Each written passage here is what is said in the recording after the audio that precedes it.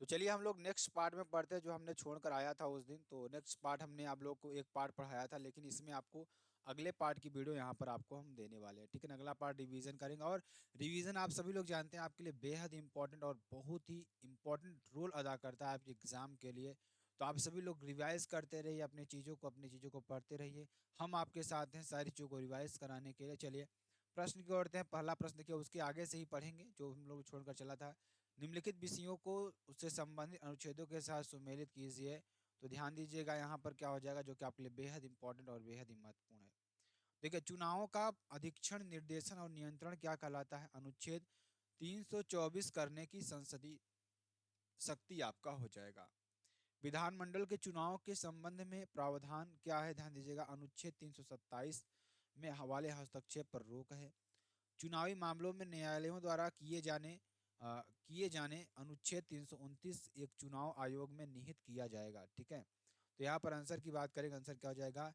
एक का भी यहाँ पर ही मिल रहा है, तो डी नंबर आपका आंसर सही हो जाएगा, ठीक है। आगे चलेंगे, अगला देखेंगे। भारतीय संविधान का निम्नलिखित में से क्या कह रहा है? भारतीय संविधान का निम्नलिखित में से कौन सा अनुच्छेद संसद को सशस्त्र बलों के अर्ध सैन्य बलों, पुलिस बलों, खुफिया एजेंसियों और समान बलों के सदस्यों के मूल अधिकारों को निर्बंधित या निराकृत करने का अधिकार देता है? तो अनुच्छेद 33 आपका हो जाएगा, ठीक है। आगे चलेंगे। भारत के संविधान अनुच्छेद 361 के अनुसार, कौन से भारत के संविधान के अनुच्छेद 361 के अनुसार निम्नलिखित में से कौन अपने पद की शक्तियों के प्रयोग और कर्तव्यों के पालन के लिए किसी भी अदालत के प्रति उत्तरदायी नहीं होगा? तो राज्यपाल आपका हो जाएगा। कौन सा? राज्यपाल आपका हो जाएगा, ठीक है। भारतीय संविधान के किस अनुच्छेद में उल्लेख है कि भारत के राज्य क्षेत्र के सभी प्राधिकारी दीवानी और न्यायिक जुडिशियल उच्चतम न्यायालय की सहायता में कार्य करेंगे? तो अनुच्छेद 144 आपका हो जाएगा, ठीक है। आगे चलेंगे, आगे देखेंगे, आपके लिए बेहद इंपॉर्टेंट, बेहद ही महत्वपूर्ण प्रश्न आपके लिए, ठीक है। चलिए ध्यान दीजिएगा। भारतीय संविधान का कौन सा अनुच्छेद राज्य विधानमंडल के संबंध में मंत्रियों के अधिकारों को संदर्भित करता है? अनुच्छेद 177 आपका हो जाएगा। और 176 राज्यपाल का विशेषण अभिभाषण हो जाएगा। अनुच्छेद 78 विधानसभा और अध्यक्ष को उपाध्यक्ष आपका हो जाएगा, ठीक है। आगे चलेंगे। भारत के निम्नलिखित में से कौन सा राज्य के नीति निर्देशक सिद्धांतों का गांधीवादी सिद्धांत है? तो ग्राम पंचायत का गठन करना, ये आपका हो जाएगा, ठीक है। आर्टिकल 40, 43, 43 का भी, 46, 47 और 48, ठीक है ना, ये आपका हो जाएगा। आगे चलेंगे, आगे देखेंगे। उदार बौद्धिक सिद्धांत किस में दिया गया है? 44 में, 45, 48, 48 का ए, 49, 50 और 51 आपका हो जाएगा, ठीक है। आगे चलेंगे, आगे देखेंगे। ध्यान दीजिएगा सभी लोग अच्छी तरीके से, और ध्यान दीजिएगा यहाँ पर। निम्नलिखित में से कौन सा अनुच्छेद भारतीय संविधान में सहकारी समितियों के प्रावधान से संबंधित है? तो कौन सा हो जाएगा?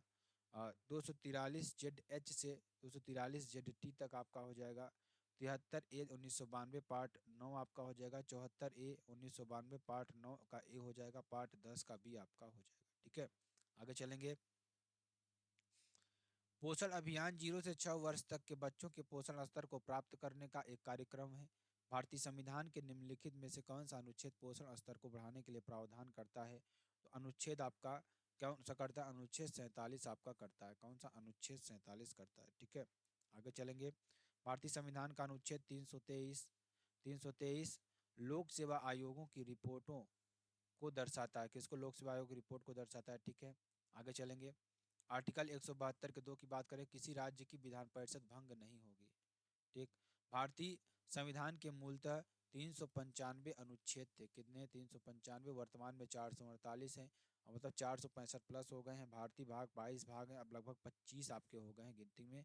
अनुसूचियां आपकी 12 हो गई हैं। आर्टिकल 137 पुनर्लोकन का क्षेत्राधिकार आपका हो जाएगा, ठीक। आगे चलेंगे। भारतीय संविधान का कौन सा अनुच्छेद संसद को अपने द्वारा बनाए गए कानूनों को बेहतर प्रशासन के लिए अतिरिक्त अदालतें स्थापित करने की शक्ति देता है? तो अनुच्छेद 47 आपका हो जाएगा। क्या हो जाएगा? अनुच्छेद 47। अनुच्छेद 248 अवशिष्ट शक्तियां हो जाएगी, केंद्र सरकार के पास होंगी। संघ सूची 100 में है, राज्य सूची 61 में, समवर्ती सूची 52 में, जो कि ऑस्ट्रेलिया से लिया गया है, ठीक है। आगे चलेंगे। भारतीय संविधान का निम्नलिखित में से कौन सा अनुच्छेद यह प्रावधान करता है कि दिल्ली राष्ट्रीय राजधानी क्षेत्र के लिए विधानसभा होगी तो अनुच्छेद 239 का ए आपका हो जाएगा। ठीक है, आगे चलेंगे, आगे देखेंगे। वित्तीय वर्ष 2022-23 की सेवाओं के लिए भारत की संचित निधि से कुछ निश्चित राशि के भुगतान को अधिकृत करने के लिए 2022 में संसद में कौन सा विधेयक पारित किया गया था? तो विनियोग विधेयक आपका हो जाएगा। ठीक है ना, लोकसभा में पारित होता है तभी सरकार संचित निधि में पैसा निकाल सकती है। ठीक है, आगे चलेंगे, आगे देखेंगे। आर्टिकल 116 की बात करें, केंद्र सरकार को अल्पकालिक व्यय को पूरा करने के लिए अग्रिम अनुदान दिया जाता है। क्या दिया जाता है? अग्रिम अनुदान दिया जाता है, आपका ये हो जाएगा। ठीक है, आगे चलेंगे। भारतीय संविधान के किस अनुच्छेद में उल्लेख किया गया है कि बाहरी आक्रमण और आंतरिक अशांति से राज्यों की रक्षा करना केंद्र सरकार का कर्तव्य है? तो 355 आपका हो जाएगा। क्या हो जाएगा? 355 आपका हो जाएगा। ठीक है, आगे चलेंगे। आर्टिकल 356 की बात करेंगे तो इसमें राष्ट्रपति का शासन है। क्या है? राष्ट्रपति का शासन है। घोषणा राष्ट्रपति करता है। आधार राज्यों में संवैधानिक तंत्र विफल हो जाता है। अनुमोदन 2 माह के लिए, अनुमोदन बहुमत साधारण आपका हो जाता है। एक समय बाद 6 माह पर, अधिकतम अवधि 3 ईयर्स आपका, सबसे ज्यादा बार यूपी, पहली बार 10 बार, और मणिपुर आपका हो जाएगा। ठीक है, आपके लिए बेहद इंपॉर्टेंट, बेहद ही महत्वपूर्ण। चलिए आगे चलते हैं, आगे देखिए आपका क्या हो जाएगा। देखिए, वित्तीय आपातकाल आपका किस आर्टिकल में आता है? आर्टिकल 360 में आता है। वित्तीय आपातकाल भारत में कभी नहीं लगा। प्रभाव गवर्नमेंट कर्मचारी वेतन में कमी, सुप्रीम और हाई कोर्ट के जज के द्वारा। घोषणा राष्ट्रपति करता है। अनुमोदन 2 माह में होता है, और एक बार अनुमोदन समय अनिश्चित समय आपका होता है। ठीक है, भारतीय संविधान के किस अनुच्छेद का संबंध भारत के नियंत्रक महालेखा परीक्षक की सम परीक्षा प्रतिवेदन से है? तो 151 आपका हो जाएगा। ठीक है, सीएजी के कर्तव्य और शक्तियां 149 में आपका हो जाएगा, और आर्टिकल 353 में आपातकाल की घोषणा के बाद प्रभाव के बारे में आपका हो जाएगा। ध्यान दीजिएगा। अगला क्वेश्चन, भारतीय संविधान का अनुच्छेद 350 ए किससे संबंधित है? प्राथमिक स्तर पर मातृभाषा में शिक्षा की सुविधाओं पर है। ठीक है ना। और आर्टिकल 350 के बी क्या है? ध्यान दीजिएगा, भाषाई अल्पसंख्यकों के लिए विशेष अधिकारी। ठीक है, और हिंदी भाषा में विकास के लिए निदेशन, आर्टिकल 351 आपका हो जाएगा। आर्टिकल 350 शिकायतों के निवारण के लिए अभ्यावेदन में प्रयोग की जाने वाली भाषा, आर्टिकल 350 आपका हो जाएगा। आर्टिकल 348 एक की बात करेंगे, सुप्रीम कोर्ट और हाई कोर्ट की सभी कार्यवाहियां अंग्रेजी भाषा में होंगी। ठीक है, आगे चलिए। भारत के संविधान का कौन सा अनुच्छेद यह उल्लेख करता है कि संसद में कामकाज हिंदी या अंग्रेजी में किया जाएगा? अनुच्छेद 120 आपका हो जाएगा। अनुच्छेद 121 क्या हो जाएगा? संसद में चर्चा पर प्रतिबंध आचरण आपका हो जाएगा। अनुच्छेद 122 न्यायालय संसद की कार्यवाही की जांच नहीं कर सकती है। ठीक है, भारतीय संविधान का कौन सा अनुच्छेद सिक्किम राज्य के संबंध में विशेष प्रावधानों से संबंधित है? तो अनुच्छेद 371 के एफ आपका हो जाएगा। ठीक है, आगे देखिए, 371 के बी की बात करेंगे, 22 का ए 1969 असम आपका हो जाएगा। ठीक है, चलिए इसको छोड़ते हैं, आगे चलते हैं। भारत के संविधान के किस अनुच्छेद के अंतर्गत राष्ट्रीय अनुसूचित जाति आयोग की स्थापना की गई? अनुच्छेद 338 आपका हो जाएगा। ठीक है, और 89 का ए में ध्यान दिया 2003 में आता है, लागू होता है 2004 में। और ध्यान दीजिएगा, यहाँ पर आर्टिकल 338 आपका होता है राष्ट्रीय पिछड़ा वर्ग आयोग, आर्टिकल 338 का भी आपका हो जाएगा। ठीक है, भारत के संविधान का कौन सा अनुच्छेद किसी राज्य के सरकार की कामकाज के संचालन से संबंधित है? अनुच्छेद 166 आपका हो जाएगा। महाधिवक्ता, मंत्रिपरिषद का गठन, राज्यपाल को सहायता एवं सलाह, सीएम और सीएम नियुक्ति आपका हो जाएगा। ठीक है, ये आपके लिए हो जाएगा, जो कि आपके लिए बेहद इंपॉर्टेंट है। चलिए आगे चलते हैं, आगे देखिए आपके लिए क्या हो जाएगा। ध्यान दीजिएगा सभी लोग अच्छी तरीके से। क्या हो जाएगा? अगला प्रश्न देखिए, भारत के संविधान के निम्नलिखित में से किस अनुच्छेद ने संसद को 25 जनवरी 1965 के बाद भी आधिकारिक उद्देश्यों के लिए अंग्रेजी के निरंतर उपयोग के लिए कानून द्वारा प्रदान करने का अधिकार दिया? तो अनुच्छेद 343 का 3 आपका हो जाएगा। ठीक है, ये आपके लिए हो जाएगा। चलिए, भारत के संविधान के निम्नलिखित में से कौन सा अनुच्छेद भारत में संघ और राज्य लोक सेवा आयोगों के कर्तव्यों और कार्यों को निर्धारित करता है? तो अनुच्छेद 320 आपका हो जाएगा। कौन सा? 320 आपका हो जाएगा। आगे चलेंगे, आर्टिकल 308 से 314 के बीच की बात करेंगे। अखिल भारतीय सेवाओं, केंद्रीय सेवाओं और राज्य सेवाओं के संबंध में प्रावधान आपका हो जाएगा। ठीक, आगे चलेंगे, भारत के संविधान के निम्नलिखित अनुच्छेदों में से किसमें जीएसटी परिषद के गठन का प्रावधान है? तो अनुच्छेद 279 का ए आपका हो जाएगा। ठीक है, आगे चलेंगे। भारत के संविधान के निम्नलिखित में से किस अनुच्छेद के अनुसार धन विधेयक को राज्यों की परिषद में पेश नहीं किया जाएगा? अनुच्छेद 109 आपका हो जाएगा। ठीक है, आगे चलेंगे। भारत के संविधान के निम्नलिखित में से कौन सा अनुच्छेद कहता है कि कानून के अधिकार के अलावा कोई कर नहीं लगाया जाएगा या एकत्र नहीं किया जाएगा? तो अनुच्छेद 265 आपका हो जाएगा। कौन सा? 265। ठीक।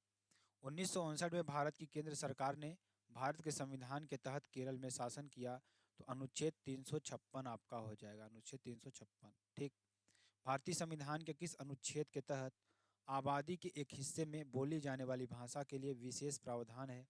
तो अनुच्छेद 347 आपका हो जाएगा। 347। ठीक है। चलिए, निम्नलिखित में से कौन सा अनुच्छेद सर्वोच्च न्यायालय की सहायक शक्तियों से संबंधित है? तो अनुच्छेद 140 आपका हो जाएगा। 140। ठीक। गैर कानूनी गतिविधियां अधिनियम जो आतंकवादी गतिविधियों में शामिल व्यक्तियों और संघों की कुछ गैर कानूनी गतिविधियों के लिए अधिक प्रभावी रोकथाम का प्रावधान करता है, को भारत में पहली बार किस वर्ष लागू किया गया था?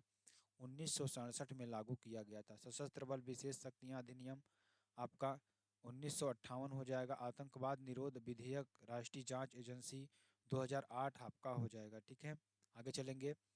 अगस्त 2021 में रामनाथ कोविंद ने सामाजिक और शैक्षिक रूप में पिछड़े वर्गों की पहचान करने और उन्हें निर्दिष्ट करने के लिए राज्यों और केंद्र शासित प्रदेशों को सशक्त बनाने हेतु तो किस संविधान संशोधन अधिनियम को सहमति दी?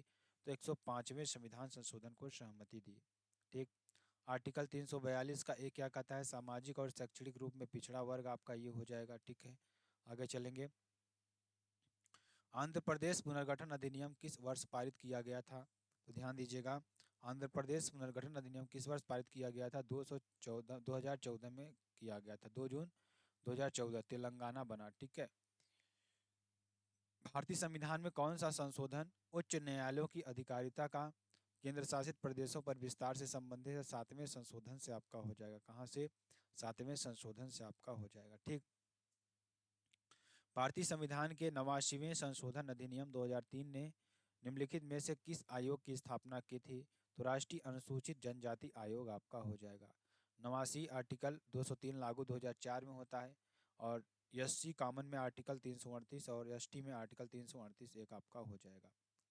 संविधान अधिनियम में किस संशोधन के अंतर्गत शैक्षणिक संस्थानों में ओबीसी के लिए आरक्षण किया गया था? तो क्या हो जाएगा? 93वें संशोधन में आपका हो जाएगा 2005। ठीक है, ये आप कर दीजिएगा। ध्यान दीजिएगा, संविधान अधिनियम में किस संशोधन के फलस्वरूप भारत में राष्ट्रीय न्यायिक आयुक्ति आयोग की स्थापना हुई? तो 99वें संशोधन में आपका हो जाएगा। ठीक है। 97 में क्या हो जाएगा? 2011 सहकारी समितियां आपकी हो जाएंगी। ठीक है, आगे चलेंगे। निम्नलिखित में से किस संवैधानिक संशोधन ने भारत संघ में दादरा और नगर हवेली को एक केंद्र शासित प्रदेश के रूप में शामिल किया? तो 10वीं को किया। किसको किया? 10वीं को किया। आपके लिए हो जाएगा। ठीक है, आगे चलेंगे। भारत ने निम्नलिखित राष्ट्रपतियों में से किसने भारत के संविधान के 100वें संशोधन को स्वीकृति दी? तो प्रणब मुखर्जी आपका हो जाएगा। कौन से? प्रणब मुखर्जी। ठीक है, आगे चलेंगे। आगे देखिए, भारत के संविधान के निम्नलिखित में से किस संशोधन क्या कह रहा है इसमें? किस संशोधन अधिनियम ने रियासतों के पूर्व शासकों में प्रिवी पर्स और विशेषाधिकारों को समाप्त कर दिया? तो 26वां संशोधन अधिनियम 1971 आपका हो जाएगा। ठीक है, आगे चलेंगे। सूचना के अधिकार अधिनियम 2005 में संशोधन का प्रस्ताव है कि सरकार द्वारा निर्धारित अवधि के लिए नियुक्त मुख्य सूचना आयुक्त और सूचना आयुक्तों को वर्ष 2019 में पारित किया गया था। ठीक है, ये आपका हो जाएगा। भारत के संविधान में किस संशोधन ने सेवाओं पर कर नामक संघ सूची में एक नया विषय जोड़ा? तो 88वें आपका हो जाएगा 2003। ठीक है, आपके लिए हो जाएगा। चलिए आगे चलेंगे। भारत के संविधान के किस संशोधन ने गोवा, दमन और दीव को संविधान की पहली अनुसूची में संशोधन करके भारत के 8वें केंद्र शासित प्रदेश के रूप में शामिल किया? तो आपका ये होमवर्क हो जाएगा, इसको आप कर लीजिएगा। चलिए आगे चलते हैं, आगे देखेंगे। उद्देशिका जिसे प्रियम्बल जिसे कहते हैं, संघ एवं उसका राज्य, नागरिकता, मौलिक अधिकार, राज्य के नीति निर्देशक तत्व, मौलिक कर्तव्य, अनुसूची, राष्ट्रपति, उपराष्ट्रपति, प्रधानमंत्री आपके हो जाएंगे। ठीक है, और मंत्रिपरिषद, मुख्यमंत्री, राज्यपाल जिसे कहते हैं गवर्नर, महान्यायवादी अटॉर्नी जनरल, महाधिवक्ता एडवोकेट जनरल, नियंत्रक एवं महालेखा परीक्षक, संविधान के स्रोत, संसद, विधानमंडल, स्थानीय स्वशासन। ठीक। उच्चतम न्यायालय, उच्च न्यायालय, जिला न्यायालय, लोक सेवा आयोग, निर्वाचन आयोग, आपात उपबंध, संविधान संशोधन, महत्वपूर्ण अनुच्छेद। ठीक है, आगे चलेंगे। भारत का सर्वोच्च न्यायालय को अस्तित्व में आया तो 26 जनवरी 1950 को अस्तित्व में आता है। ठीक है ना, इसकी स्थापना होती है, उद्घाटन 28 जनवरी 1950 को होता है। ध्यान दीजिएगा, आगे चलते हैं, आगे देखिए, जो कि आपके लिए बेहद इंपॉर्टेंट है। 1950 के मूल संविधान में एक सर्वोच्च न्यायालय की परिकल्पना की गई थी, जिसमें एक मुख्य न्यायाधीश और 7 अवर न्यायाधीश हो सकते हैं, जहां इस संख्या को बढ़ाने की जिम्मेदारी संसद पर छोड़ दी गई थी। आर्टिकल 126 की बात करेंगे। कार्यकारी मुख्य न्यायाधीश नियुक्ति राष्ट्रपति करता है। कब? सीजीआई की अनुपस्थिति में, त्यागपत्र देता है, मृत्यु हो जाती है, अन्य कारण आपकी हो जाएगा। ठीक है, आगे चलेंगे। भारतीय संविधान के अनुच्छेद 124 में ध्यान दीजिएगा, एक प्रावधान के अनुसार सर्वोच्च न्यायालय का न्यायाधीश 65 वर्ष की आयु तक अपने पद पर आसीन रह सकता है। त्यागपत्र राष्ट्रपति को, नियुक्ति राष्ट्रपति आपका हो जाएगा। ठीक है, चलिए आगे चलेंगे। भारत के संविधान के अनुच्छेद 124 के खंड 2 के अनुसार भारत के राष्ट्रपति भारत के मुख्य न्यायाधीश की नियुक्ति कर सकते हैं। ठीक है ना, आधार वरिष्ठता होगी, अन्य न्यायाधीशों की नियुक्ति राष्ट्रपति करेगा आपका। भारतीय न्यायपालिका की संरचना कैसी है? तो 3 स्तरीय आपकी हो जाएगी। कैसी है? 3 स्तरीय आपकी हो जाएगी। भारतीय संविधान का संरक्षक कौन होता है? तो सर्वोच्च न्यायालय होता है। कौन होता है? सर्वोच्च न्यायालय होता है, भारतीय संविधान की व्याख्या करता है ये। ठीक है, आगे चलेंगे। आरंभिक अधिकारिता से अभिप्राय उन मामलों से है जिन पर उच्चतम न्यायालय द्वारा निचली अदालतों में जाने से पहले प्रत्यक्ष रूप से विचार किया जा सकता है। आपका हो जाएगा, आर्टिकल 131 में है। आर्टिकल 132 में रिट अधिकारिता आपका हो जाएगा। ठीक है, आगे चलेंगे। भारतीय संविधान में प्रदत्त न्यायपालिका की स्वतंत्रता और न्यायिक समीक्षा पुनरावलोकन अमेरिकी संविधान से अंगीकृत किए गए हैं। ठीक है, आगे चलेंगे। भारत के उच्चतम न्यायालय की प्रथम महिला न्यायाधीश कौन थी? तो एम फातिमा बीबी थी। कौन थी? एम फातिमा बीबी। योग्यताएं: यस कोर्ट जज, आर्टिकल 124, 5 वर्ष हाईकोर्ट न्यायाधीश का अनुभव आपका होना चाहिए। ठीक, ध्यान दीजिएगा। उच्चतम न्यायालय के न्यायाधीश को केवल सिद्ध दुर्व्यवहार या अक्षमता के आधार पर हटाया जा सकता है। ठीक है, ये आपका हो जाएगा।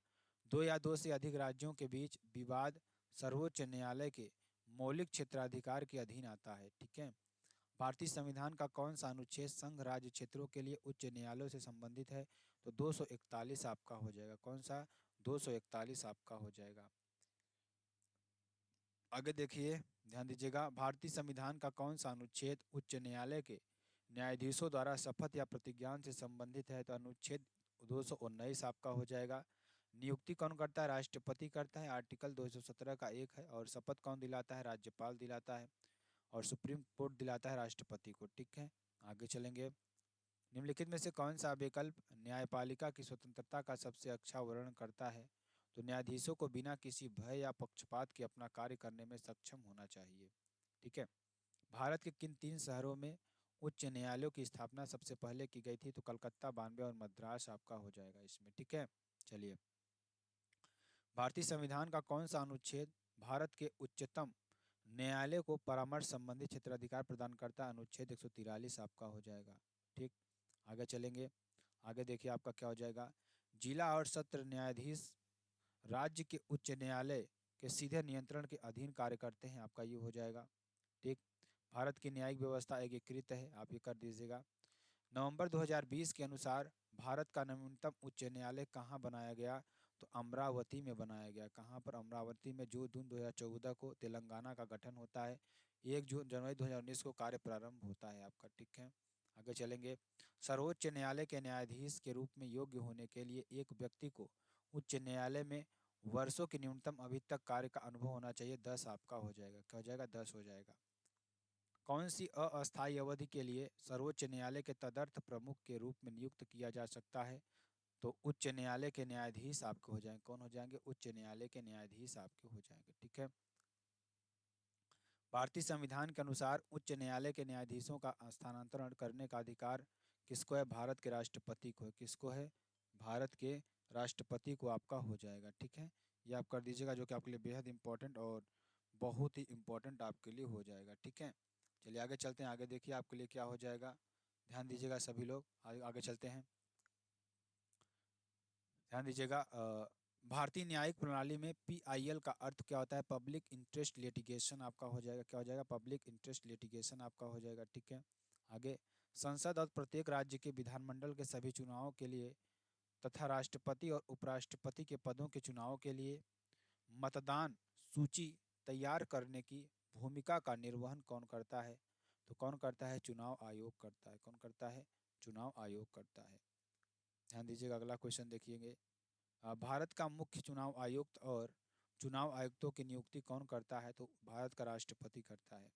कार्यकाल CG 6 वर्ष 65 वर्ष की आयु में और अदर 62 वर्ष की आयु में आपका हो जाएगा, ठीक है।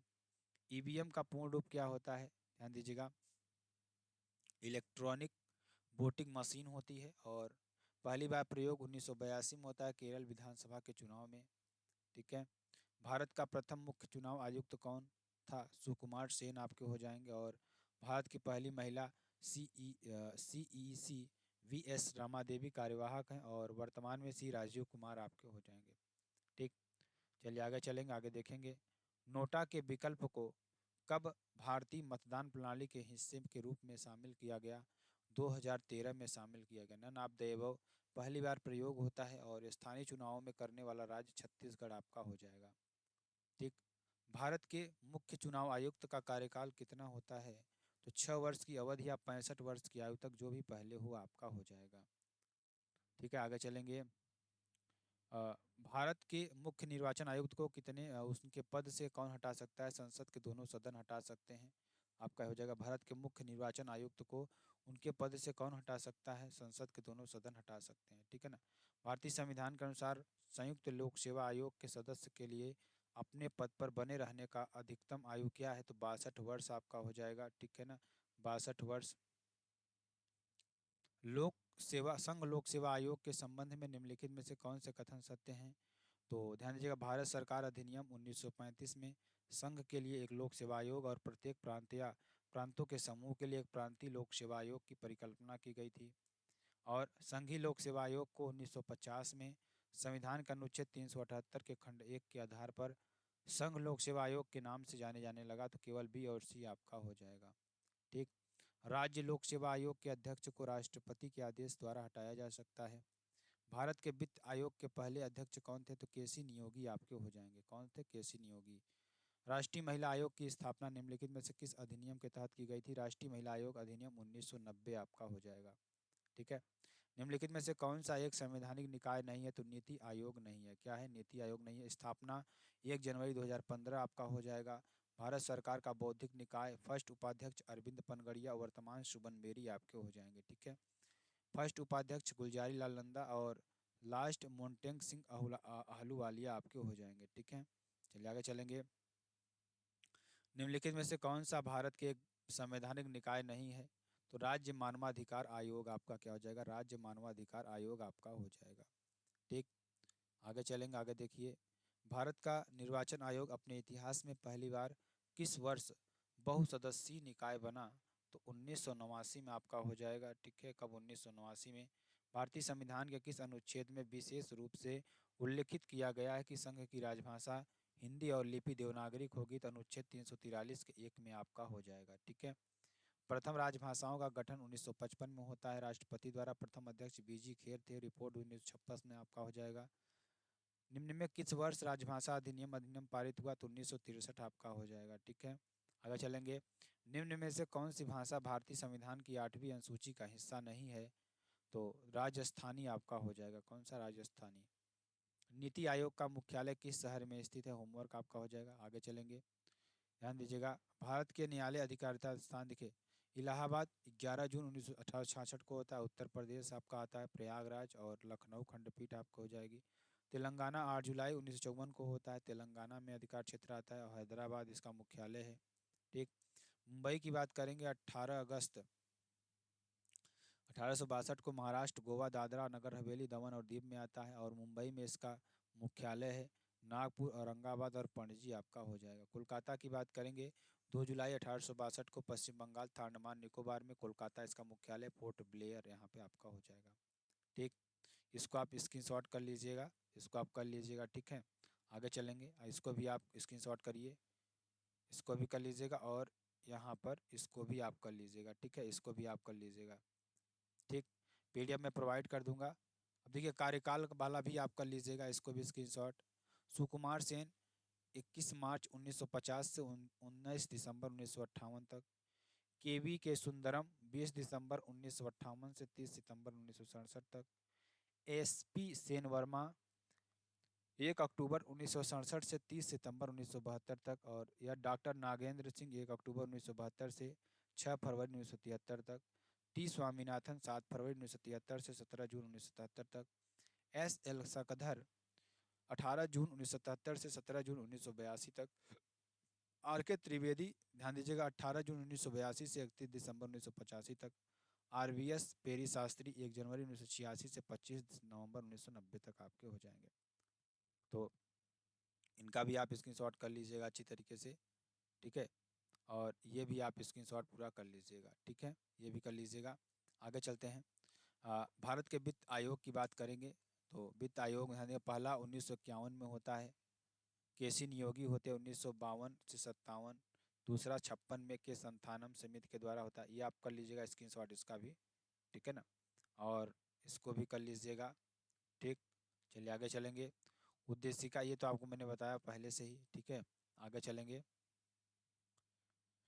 क्वेश्चन देखिए क्या है। भारत की संसद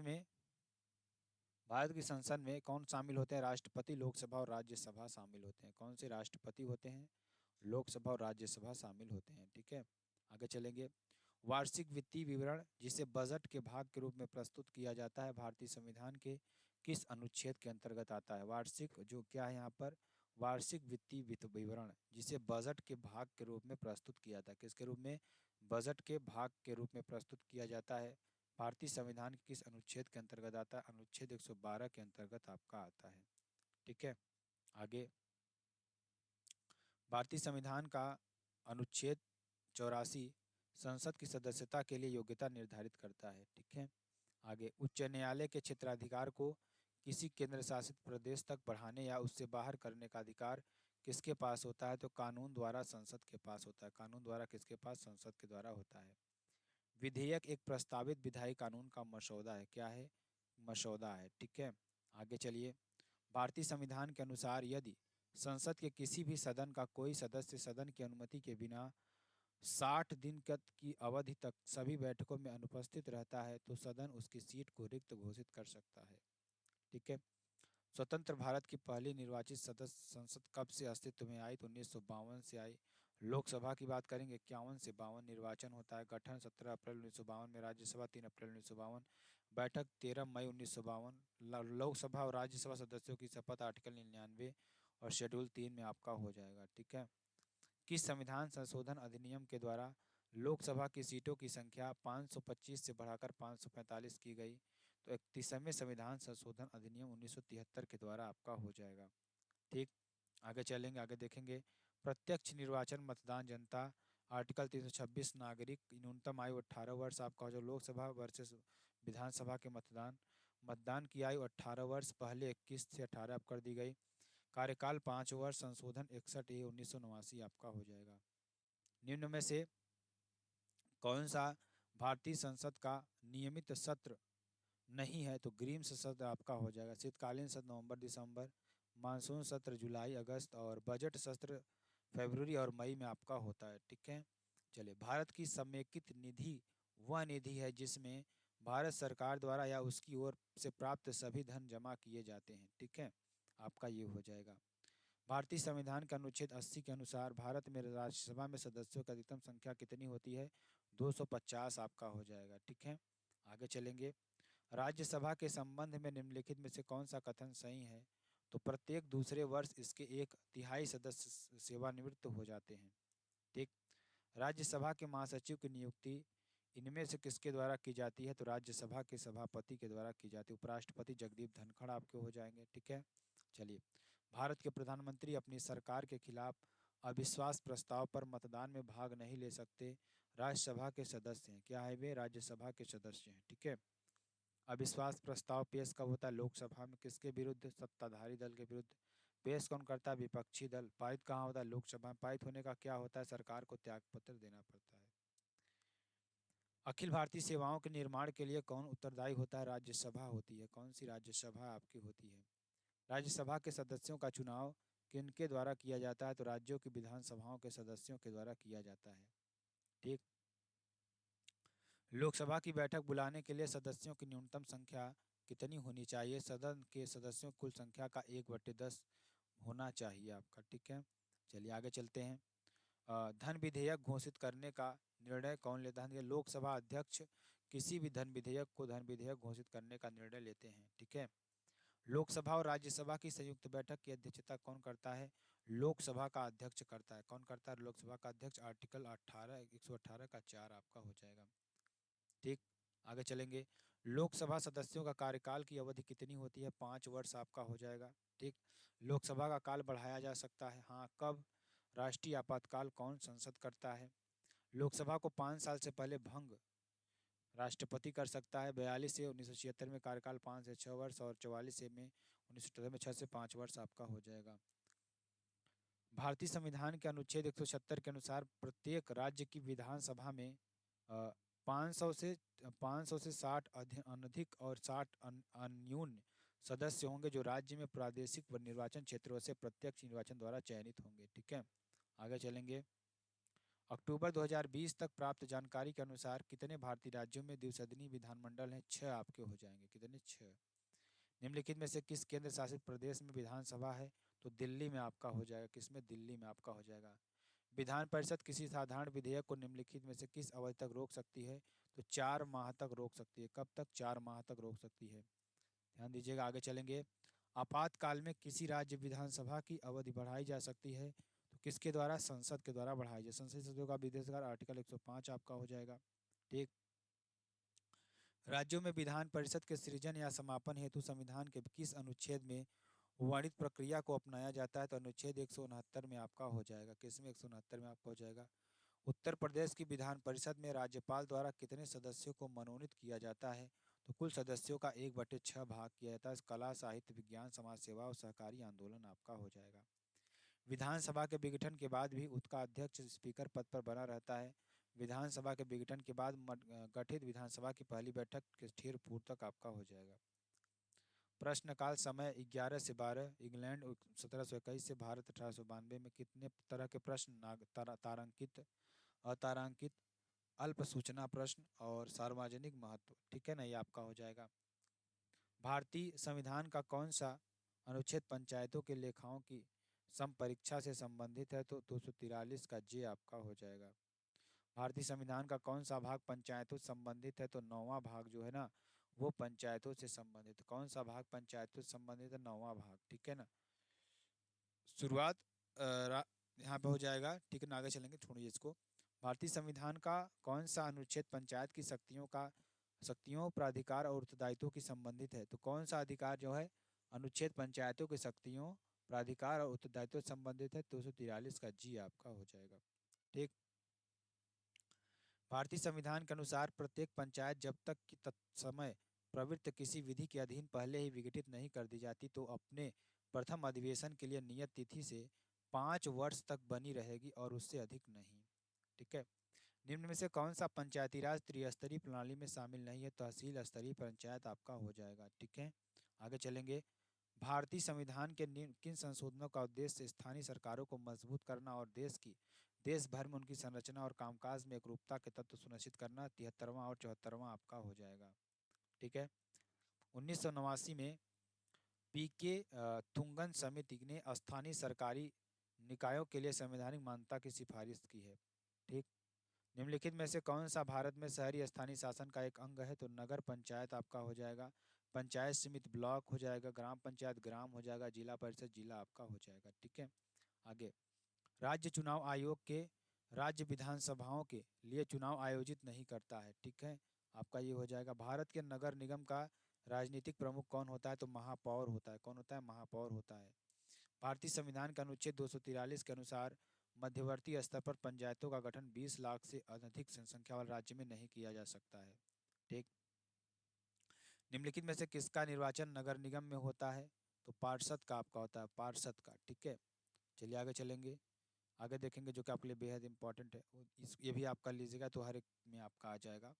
ठीक है, आगे चलेंगे। प्रश्न देखिए, भारतीय संविधान के किस अनुच्छेद के तहत संघ की कार्यपालिका शक्ति राष्ट्रपति में निहित होती है? तो अनुच्छेद 53 के तहत होती है, राष्ट्रपति में निहित होती है, जिनका उपयोग बाई हिम बाई सब ऑर्डिनेट ऑफ ऑफिसर्स के द्वारा होता है। ठीक है, आर्टिकल 52 में भारत के एक राष्ट्रपति होंगे, भारत के प्रथम नागरिक होंगे, संघीय कार्यपालिका नाम मात्र संवैधानिक प्रधान होगा। आर्टिकल 54 में निर्वाचक मंडल होगा।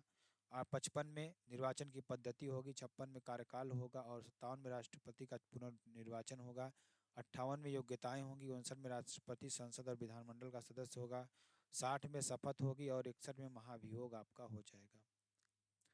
62 में राष्ट्रपति पद की रिक्तता की पूर्ति। 71 में राष्ट्रपति निर्वाचन विवाद और 72 में क्षमादान की शक्तियाँ। 85 में संसद के दोनों सदनों के सत्र को बुलाते हैं या आहूत करते हैं, सत्रवासन का अंत करते हैं। 86 में संसद के दोनों सदनों का संदेश भेजते हैं और 87 में संसद के दोनों सदनों की बैठक में विशेष अभिभाषण देते हैं। 79 में संसद का गठन करते हैं, लोकसभा राज्यसभा और राष्ट्रपति आपको हो जाएंगे।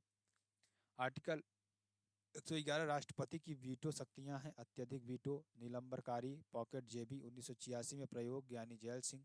डाक संशोधन आपका हो जाएगा। 123 में अध्यादेश जारी करता है। 108 में संसद दोनों की संयुक्त बैठक बुलाता है और 143 में यस कोर्ट विधिक मामलों या सार्वजनिक मामलों पर सलाह लेता है। ठीक, भारत में जब संविधान के अतिक्रमण उल्लंघन के लिए राष्ट्रपति पर महाभियोग चलाना हो तो आरोप संसद के किसी भी सदन द्वारा लगाया जा सकता है। ठीक, आगे चलेंगे। निम्न में से कौन भारतीय सशस्त्र बलों का सर्वोच्च कमांडर होता है? राष्ट्रपति आपका हो जाएगा। थल सेना, नौसेना, वायुसेना अध्यक्ष नियुक्ति राष्ट्रपति करता है, आपातकाल की घोषणा करता है। ठीक है, आगे चलेंगे। भारत के राष्ट्रपति का चुनाव एक निर्वाचन मंडल द्वारा किया जाता है, जिसमें यह शामिल होते हैं 1 और 2 दोनों आपका हो जाएगा। ठीक है, आगे चलेंगे। भारतीय संविधान का कौन सा अनुच्छेद संसद राष्ट्रपति के विशेष अभिभाषण से संबंधित है? तो 87 आपका हो जाएगा। क्या हो जाएगा? 87। भारतीय संविधान का अनुच्छेद 123 निम्न में से किसे अध्यादेश अधिनियमित करने की शक्ति प्रदान करता है? तो राष्ट्रपति आपका हो जाएगा। क्या हो जाएगा? राष्ट्रपति। भारत के राष्ट्रपति पद का पर निर्वाचन हेतु उम्मीदवार के लिए वांछित न्यूनतम आयु कितनी है? 65 वर्ष आपका हो जाएगा। अगला क्वेश्चन देखिए, भारतीय संसद के प्रत्येक सदन को बुलाने और स्थगित करने का अधिकार किसे है? तो राष्ट्रपति को होता है, आर्टिकल 85 में। ठीक है, आगे। निम्नलिखित भारतीय राष्ट्रपतियों के नामों को उनके कार्यकाल के अनुसार अवरोही क्रम में व्यवस्थित कीजिए। तो पहले देखिए, पहले आपके ज्ञानी जैल सिंह आते हैं, उसके बाद नीलम संजीव रेड्डी आती हैं, उसके बाद फखरुद्दीन अली अहमद आते हैं, उसके बाद आपके क्या आते हैं? डॉक्टर जाकिर हुसैन आते हैं। तो आपका 4th नंबर आपका हो जाएगा। ठीक, चलिए आगे चलते हैं। आगे देखिए, भारत के संविधान के अनुसार राज्यसभा का पदेन सभापति कौन होता है? तो उपराष्ट्रपति आपका होता है। कौन होता है? उपराष्ट्रपति होता है। ठीक है, आगे चलेंगे। आगे ध्यान दीजिएगा, भारत के उपराष्ट्रपति का चुनाव निम्न में से कौन करता है? तो संसद के दोनों सदनों के सदस्य आपके करते हैं। कौन करते हैं? संसद के दोनों सदनों के सदस्य आपके करते हैं। ठीक, पद्धति अनुपातिक प्रतिनिधित्व पद्धति अनुसार एकल संक्रमणी मत प्रणाली जमानत राशि 15,000 रुपये। ठीक है, आपका ये हो जाएगा। निम्नलिखित में से कौन से विकल्प में भारत का उपराष्ट्रपति बनने हेतु अर्हता नहीं है? तो आपका क्या हो जाएगा? लोकसभा की सदस्यता का धारक, ये आपका गलत हो जाएगा। ठीक है, अगला, भारतीय संविधान के किस अनुच्छेद में कहा गया है कि मंत्रिपरिषद लोकसभा के प्रति सामूहिक रूप से उत्तरदायी होगी? तो अनुच्छेद 75 के 3 में आपका हो जाएगा। ठीक है, आगे चलेंगे। भारतीय संविधान का कौन सा अनुच्छेद राष्ट्रपति को सूचना आदि प्रस्तुत करने के संबंध में प्रधानमंत्री के कर्तव्यों से संबंधित है? तो अनुच्छेद 78 आपका हो जाएगा। पीएम की मध्यस्थता की भूमिका और राष्ट्रपति आपका हो जाएगा। ठीक है, मंत्रिपरिषद का अध्यक्ष कौन होता है? तो आपका कौन होता है? प्रधानमंत्री आपका होता है। ठीक है, अगला क्वेश्चन, संघ के मंत्रिपरिषद में कितने मंत्री शामिल किए जा सकते हैं? लोकसभा कुल सदस्यों का 15% आपका हो जाएगा। ठीक है, चलिए आगे चलेंगे। आगे देखिए, भारत के प्रधानमंत्री के रूप में नियुक्ति के लिए पात्र होने की न्यूनतम आयु सीमा क्या है? तो 25 वर्ष आपका हो जाएगा। क्या हो जाएगा? 25 वर्ष। राष्ट्रपति के निर्वाचन में राज्य का मुख्यमंत्री मतदान करने के लिए पात्र नहीं होता है यदि वह राज्य विधानमंडल में उच्च सदन का सदस्य हो। ठीक है, चलिए आगे चलेंगे। मुख्यमंत्री से संबंधी निम्नलिखित कथनों में से कौन सा कथन सही नहीं है? आपको ये बताना है। तो आपका वह साधारणतः राज्यपाल तथा चयनित होगा। ठीक है ना, आपका ये हो जाएगा, जो कि आपके लिए बेहद इंपॉर्टेंट है। ठीक है, चलिए आगे चलते हैं। राज्य, ध्यान दें, अगला क्वेश्चन देखेंगे, उप प्रधानमंत्री पद का सृजन, ध्यान दीजिएगा, जो कि आपके लिए बेहद इंपॉर्टेंट। चलिए आगे चलते हैं, आगे देखिए आपका क्या हो जाएगा। संविधान के प्रावधानों से हटकर हुआ है। ठीक है, आगे चलेंगे। निम्नलिखित में से किस अनुच्छेद द्वारा राज्यपाल के राज्य की कार्यकारी शक्तियां निहित है? तो अनुच्छेद 154 आपका हो जाएगा। ठीक है, चलिए आगे चलेंगे, आगे देखिए। भारत के संविधान का कौन सा अनुच्छेद राज्यपाल की नियुक्ति से संबंधित है? तो अनुच्छेद 155 आपका हो जाएगा। कौन सा? अनुच्छेद 155 आपका हो जाएगा। ठीक, अगला क्वेश्चन ध्यान दीजिएगा। भारतीय संविधान के अनुसार इनमें से कौन सा राज्य के राज्यपाल की नियुक्ति का पात्रता मापदंड नहीं है? तो उसे राज्यसभा के सदस्य के रूप में चुनाव के लिए आर्य होना चाहिए। आपका गलत हो जाएगा। ठीक है, भारत के लेफ्टिनेंट गवर्नर केंद्र शासित प्रदेश के नाम पात्र के प्रमुख के रूप में कार्य करते हैं। ठीक है ना, आपका ये हो जाएगा। ठीक है, आगे चलेंगे। आगे आपके लिए, भारत में किसी राज्य की पहली महिला मुख्यमंत्री कौन थी? सुचेता कृपलानी आपकी हो जाएंगी। कौन थी? सुचेता कृपलानी आपकी हो जाएंगी। ठीक है, आगे चलेंगे। आगे देखिए, राज्य के मुख्यमंत्री के बारे में निम्नलिखित में से कौन सा तथ्य सच नहीं है? तो राज्य स्तर पर मुख्यमंत्री का पद केंद्र के राष्ट्रपति के पद के समरूप होता है। ये गलत बात है आपका। ठीक है, आगे चलेंगे। भारतीय संविधान के किस अनुच्छेद के अंतर्गत भारत के महान्यायवादी की नियुक्ति होती है? तो आपका क्या हो जाएगा? अनुच्छेद 76 के अंतर्गत आपके आती है। ठीक है, भारतीय संविधान में निर्धारित एकमात्र प्राधिकारी हैं जिसे संघ और प्रत्येक राज्य तथा केंद्र शासित प्रदेश की सरकारों से आय एवं व्यय के लेखा परीक्षण की जिम्मेदारी सौंपी गई है। तो भारत के नियंत्रक और महालेखा परीक्षक को आपका हो जाएगा। ठीक है, आगे, विधिक मामलों पर राज्य सरकार को सलाह देने और विधिक स्वरूप को अन्य कर्तव्यों का पालन करने का अधिकार किसके पास होता है? महाधिवक्ता के पास होता है। किसके पास? महाधिवक्ता के पास होता है। भारत के नियंत्रक एवं महालेखा परीक्षक सीएजी का सामान्य कार्यकाल कितने वर्ष का होता है? तो 6 वर्ष का होता है। कितने वर्ष का? 6 वर्ष का। ठीक है, भारतीय संविधान के अनुसार अटॉर्नी जनरल का कार्यकाल कितने वर्षों का होता है? अनिश्चित आपका होता है। कितना? अनिश्चित होता है। ठीक है, किसी विधि अधिकारी के पास संसद के दोनों सदनों के बोलने का अधिकार किसके पास? महान्यायवादी अटॉर्नी जनरल के पास होता है। किसके पास? अटॉर्नी जनरल के पास होता है। भारतीय संविधान के अनुच्छेद 167 के तहत वर्णित मुख्यमंत्री का कर्तव्य क्या है? मंत्रिपरिषद के सभी निर्णयों की सूचना राज्यपाल को देना। ठीक है, चलिए आगे चलेंगे। निम्नलिखित में से किसने भारत के प्रधानमंत्री के रूप में सबसे कम कार्यकाल तक कार्य किया? तो चंद्रशेखर आपके हो जाएंगे। ठीक है, अंतर राज्य परिषद में भारत के प्रधानमंत्री द्वारा नामित केंद्रीय मंत्रिपरिषद में कैबिनेट रैंक के मंत्री शामिल होते हैं 6।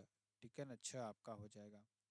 ठीक, राष्ट्रपति की परिलब्धियां तथा भत्ते और उसके कार्यकाल से संबंधित अन्य व्यय भारत की संचित निधि से आपका होता है। ठीक है ना, आगे चलेंगे, आगे देखिए। निम्नलिखित में से किसे भारत के राष्ट्रपति द्वारा नियुक्त नहीं किया जा सकता? भारत के सॉलिसिटर जनरल को नहीं किया जा सकता है। ठीक, भारतीय संविधान में विधि के समक्ष क्षमता की अवधारणा ब्रिटेन के संविधान से ली गई है। ठीक है ना, ब्रिटेन के संविधान से। ये आप कर लीजिएगा। ठीक है ना, राष्ट्रपति उनका कार्यकाल एवं विशिष्टताएं आप कर लीजिएगा। ठीक है ना, इसको भी कर लीजिएगा, इसको भी कर लीजिएगा। ठीक, आगे चलेंगे, और इसको भी आप कर लीजिएगा, और इसकी पीडीएफ मैं आपको दे दूंगा टेलीग्राम चैनल पर। ठीक है, आप सभी कर लीजिएगा इसको अच्छी तरीके से। ठीक है, उपराष्ट्रपति का भी आप कर लीजिएगा। सॉरी, यहाँ पे उपराष्ट्रपति, भारत के उपराष्ट्रपति को भी आप कर लीजिएगा। ठीक है, उसके बाद ये भी आप कर लीजिएगा। ठीक, उसके बाद ये चीज़ें आप कर लीजिएगा। प्रधानमंत्री और पदावधि को भी आप कर लीजिएगा। ठीक, इसको भी आप कर लीजिएगा अच्छी तरीके से।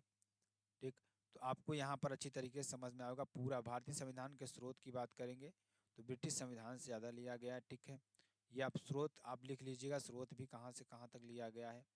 ठीक, ये भी आप कर लीजिएगा, इसकी पीडीएफ मैं आपको प्रोवाइड करा दूंगा। तो आपको फिर मिलते हैं नेक्स्ट वीडियो में नए टॉपिक के साथ। तब तक के लिए साथियों, जय हिंद, जय भारत। ठीक है ना।